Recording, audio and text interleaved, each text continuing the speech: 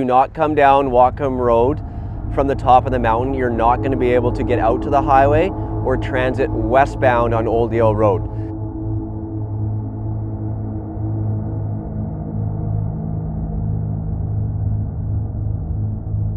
The town is underwater. This is a live camera in that area. You can see a car in the top left. It's very small.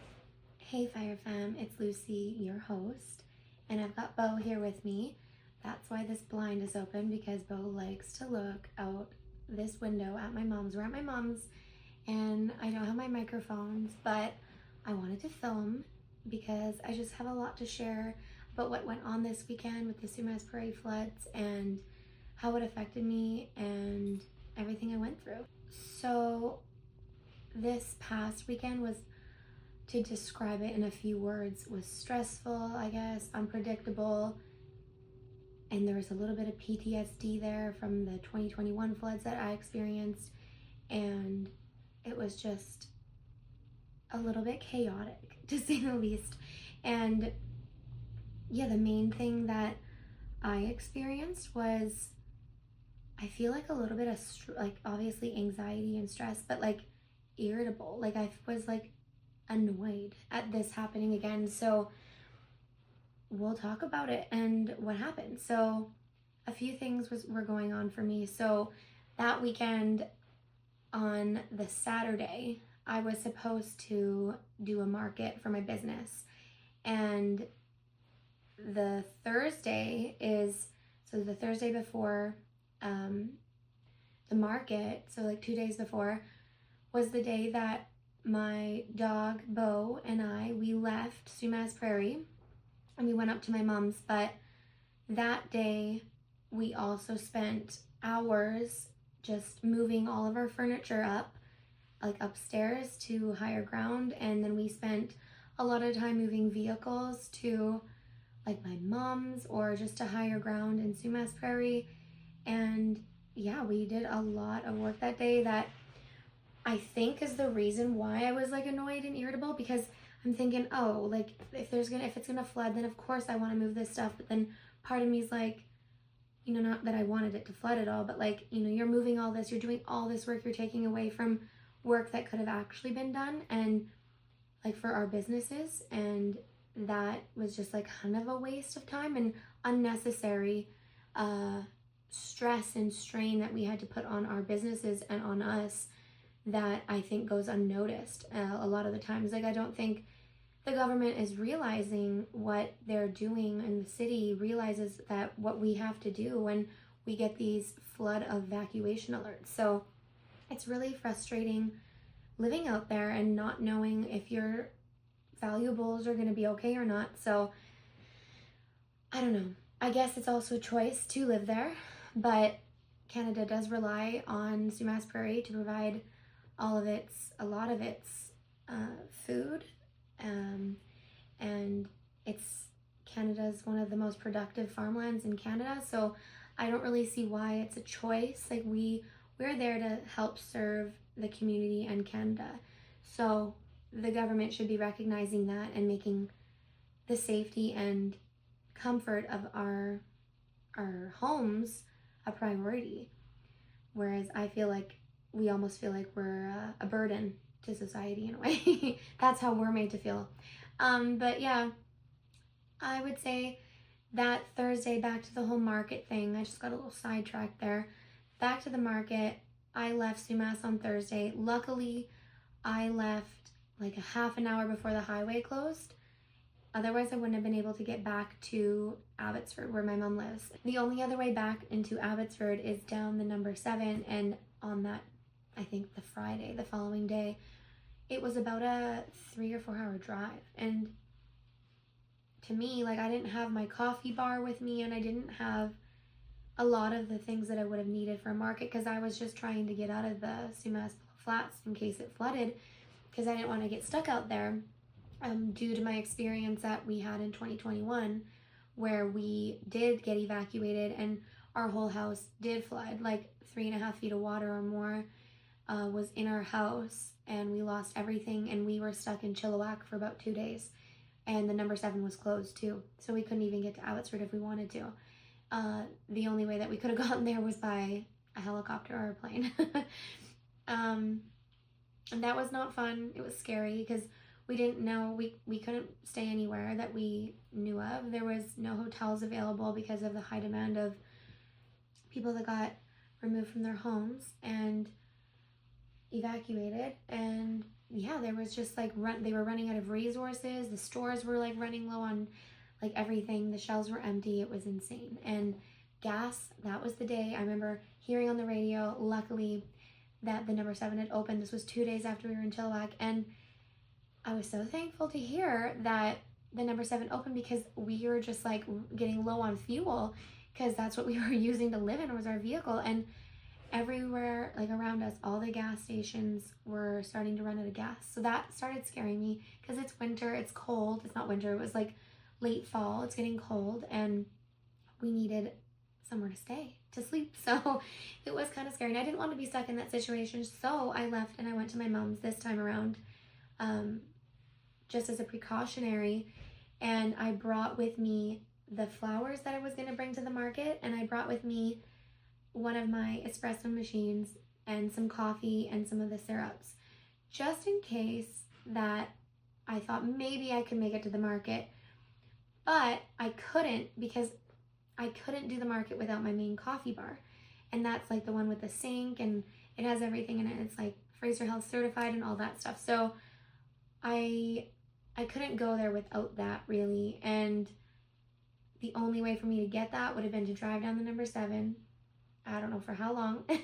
And then get the mobile coffee bar and everything ready, and then come back to my mom's because I wasn't going to stay out there in case of the flood. And that would have been another drive back, and then I would have had to go back to Agassiz because that's where the market was. And it would have been maybe like 8 to 12 hours of driving or more. Like I didn't know what to expect, and I didn't know if it was going to be safe. So I just decided not to do this market because I didn't think it was worth it. I didn't think I was going to be able to make it there, or I didn't want to get stuck. Like I was dealing with a lot of PTSD, I guess, from the first time that this flood happened, and I didn't have much help because my husband was busy moving machinery and stuff, and I wouldn't have been able to go because I needed his help, and I was trying to help on the farm and like with my at our house and move stuff, and just kind of was like on alert, ready to go to help whenever I needed to, and dealing with the flood basically. And so this is like something that's not feasible for me. And so when I reached out to the market coordinator, I explained my situation, and I was told that I couldn't get a refund because I asked if I could get a refund based on the circumstances. And I really did want to do the market, like I was looking forward to it, but I just could not do it physically, couldn't get there, and I didn't have the help from my husband who was busy dealing with the flood. And so yeah, I was denied the refund, and which is fair. Like I guess like I understand the policy.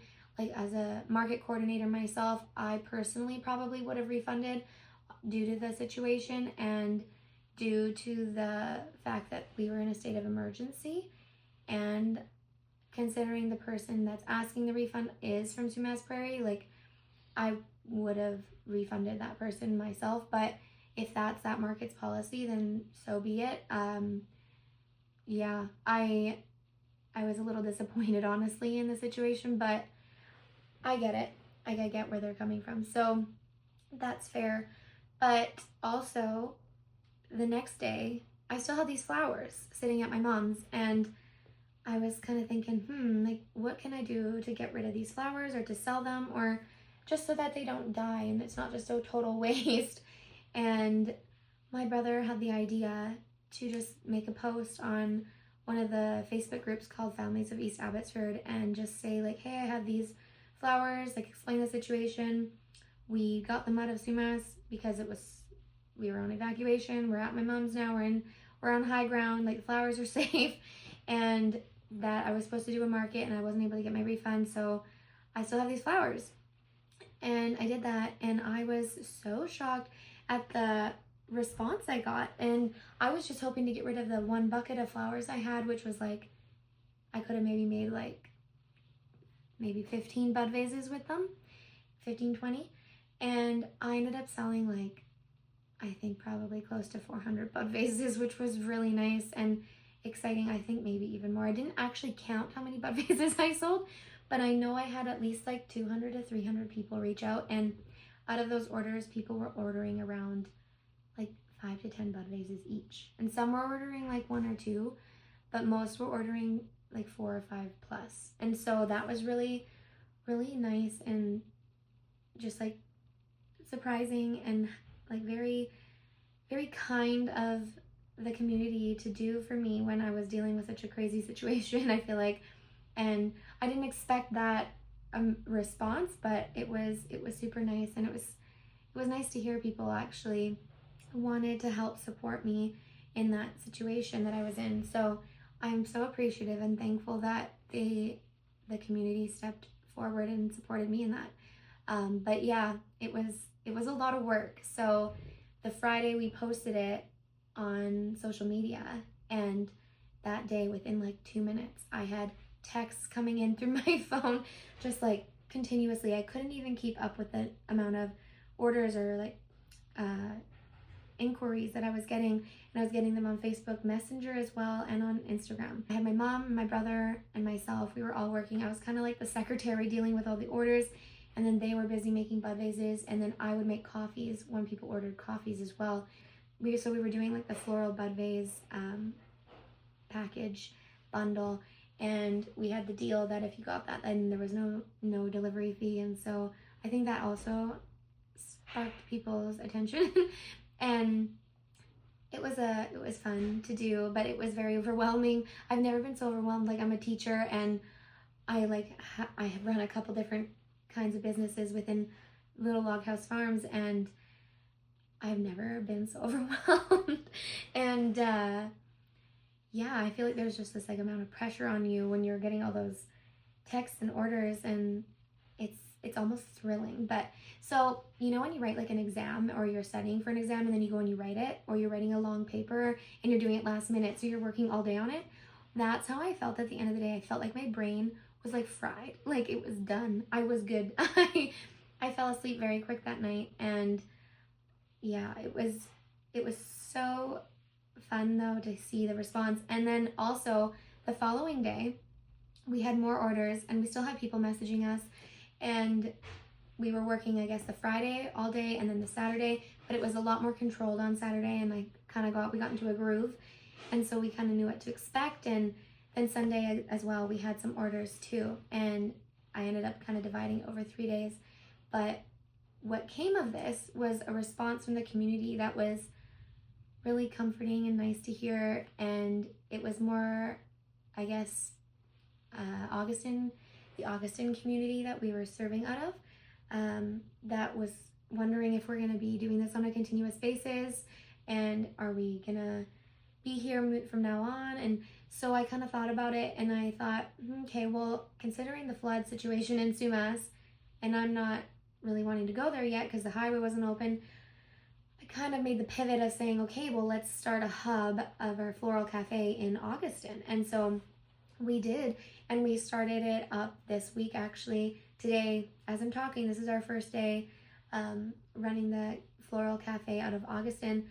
But yeah, it's sort of picking up. I think like people are kind of starting to get the idea, like, oh, this is a new floral cafe in Augustin. Like, I think people aren't really sure what it is right now, but I think the word will get out there. But a lot of the community was asking for us to stay here on a continuous basis, and so what we're doing, our plan is at this moment, is to hopefully have the business here as well as in Sumas Prairie at the log house.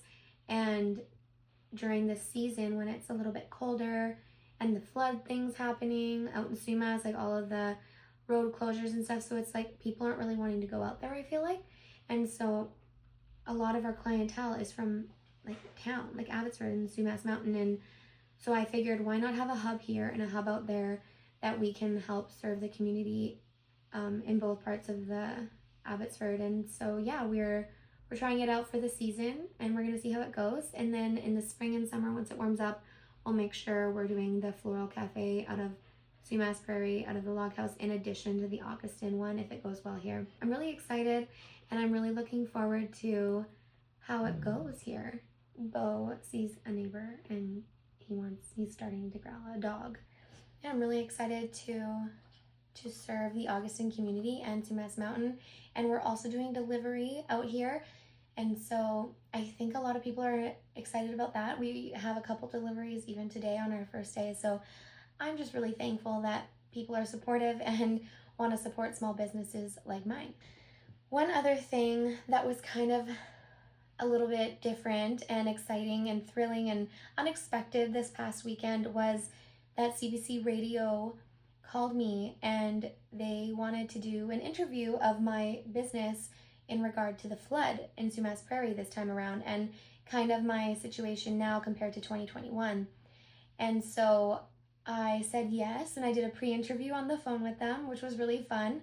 And I just found it very cool that a radio station, the CBC News radio, wanted to interview me. Like, I was kind of like, oh wow, like they found my business. That's so exciting, because you know, when you have a business, you don't know the kind of outreach you're always getting, unless, like, of course it's nice to see like when you have customers, but clearly, like, you know, people know about your business when you get a call like that, and it's kind of, it brings you some joy, and it's like, oh wow, like I am making some sort of a statement like out there, like someone is seeing me, someone's hearing about who I am. So that's really nice and reassuring to hear and to learn about. But yeah, in the pre-interview, I answered these questions, and then they told me to, they got my email and they told me to be on Zoom at 7 o'clock in the morning, 7:05 actually, and then the actual meeting or the live broadcasting on the radio was at 7:10 when the journalist was interviewing me, as well as another Sumas Prairie citizen.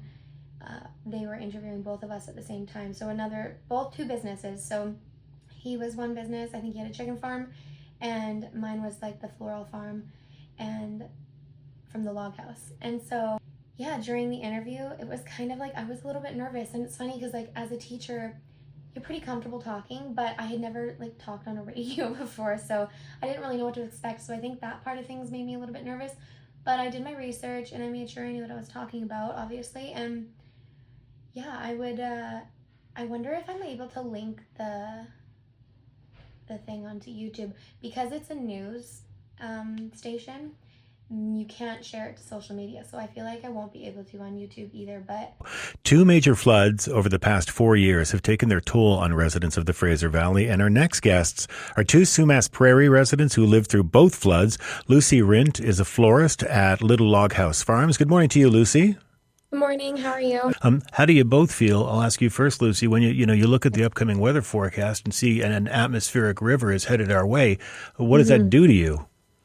It gives me a lot of like stress and anxiety, I'd say. And all our furniture, like I'm wondering, do I leave it up? But yeah, I'm going to leave it up because I don't know what that looks like. And I haven't been given any information if we can take, like, calm down or relax. So, yeah. And I would also add that when they say, like, on Global News the other night, they were saying how nature should take its course and the lake or Sumas Prairie should just become a lake again.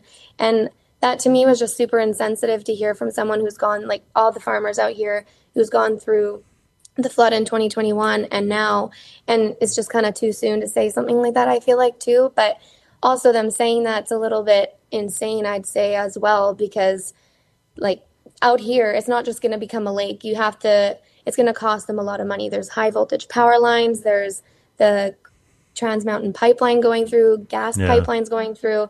There's the highway, like you'd have to bring that up. And Sumas Prairie is the number one provider for agricultural farmland in Canada. So it's just like making us feel like we're not important when really we are. Otherwise, you'd have to bring imports from the States. You'd have to bring it. The prices would go up. Like we're not going to be able to provide with our own domestic food, I guess. But yeah, if you want to hear the interview, then send me a message or anything like that. Give me your number and I can send it right to you. And yeah, I guess to say the least, this weekend was a little bit crazy and unexpected and just thrilling and fun and scary all at the same time. I've never had so many emotions mixed into one weekend. Thankfully though, our house didn't flood this time around, and I'm really thankful for that. And the only thing that, like, for me, I guess, is that the flood happening was just so, like, in 2021 was just so devastating that we were displaced from our homes for like 2.5 years. And like, we only have been living in our house for just around 2 years now, like this month, and since we moved back in. And it just seems like, you know, only 2 years, and this is, well, 4 years since the actual flood happened, but it's only 2 years since we've been living in our house, and now they're like, oh, your house might flood again. So that part of things is just so frustrating, I think, living out in Sumas Prairie right now because of the situation. Like, there has to be a lot done out there to protect the farmlands. Honestly, like, I don't feel comfortable living there with my furniture and all of our belongings and our vehicles and all of the things that you have as a person and as a business. I don't feel comfortable living there, and that's not good. Like, that's not something you should feel like. I feel like that's something that Canada should really, like, the federal government should really be looking at and thinking, well, that's crazy. Like, one of our, like, you know, one of the people, one of a business out in Sumas Prairie, not just me, it's probably several, like, so many businesses out there, we don't feel comfortable out there because of the lack of infrastructure. And so we don't have, like, we obviously, they do some things. They've done a little bit to try and fix things since 2021, but there needs to be more. There needs to be, especially on the state side in Washington, there needs to be some sort of plan between the province and the state and the governments. They need to come together and figure out, okay, how are we gonna, you know, prevent this from happening again? Like, maybe it's building more levees and dikes, or maybe enhancing the ones they already have, or figuring out some sort of pooling area for the water to go to that's not Sumas Prairie and Sumas and Washington. And they just need to figure out a plan. And even if it was running like a canal into the Fraser, that would be an idea too, like, for on our side. Like, they need to figure out a plan, and we need funding from the federal government to do so. Like, otherwise nothing's gonna happen. So, and we'll be in the situation every few years, I'm guessing, because it seems like now with global warming, if that's a thing, and with just time, like, this was only something that's supposed to happen like every 30 years, and now it's happening every, 4 years? So we'll see. But yeah, it's a shame to say that one of the largest productive farmlands in Canada are like they feel unsafe living where they live.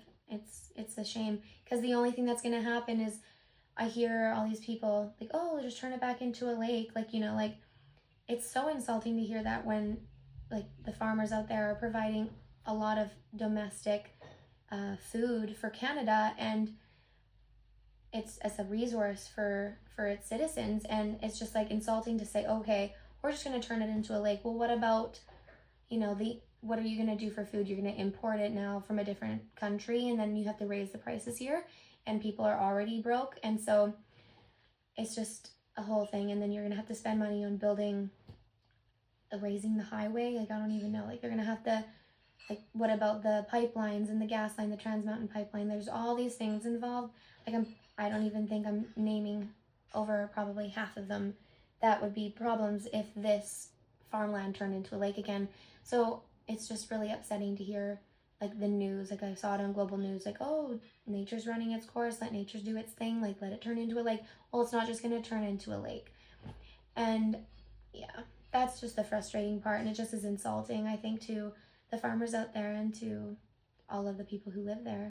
Yeah, well, we didn't flood, so that's a bonus. And it's really sad to see that lots of farms and houses and stuff on West Sumas Prairie did flood this time around, which is a shame, because they obviously went through it in 2021 and they went through it again. And my heart really goes out to those families and those businesses, and I hope that they can recover and want to recover, because I'm in the situation where it's like, I don't even want to live there anymore because of what we just had to go through this time, like moving all of the furniture and stuff. So Yeah, it's the whole thing. Yeah, overall, I'd say this weekend for me, as like an individual and as a business, it was stressful, but it was also a really big learning experience for me, I guess, too. And thinking like it really opened my mind to where I can best serve the community for my business and what that looks like. So I think, yeah, moving forward, we're gonna have 2 locations. We're gonna have our Sumas Prairie location, and we're gonna have the Augustin location. So I'm pretty excited about that. But yeah. So I want to hear from you guys. What is something that you think could be done? Oh, that could be done in Sumas Prairie to prevent this type of flooding from happening again? Comment below. Thanks for listening.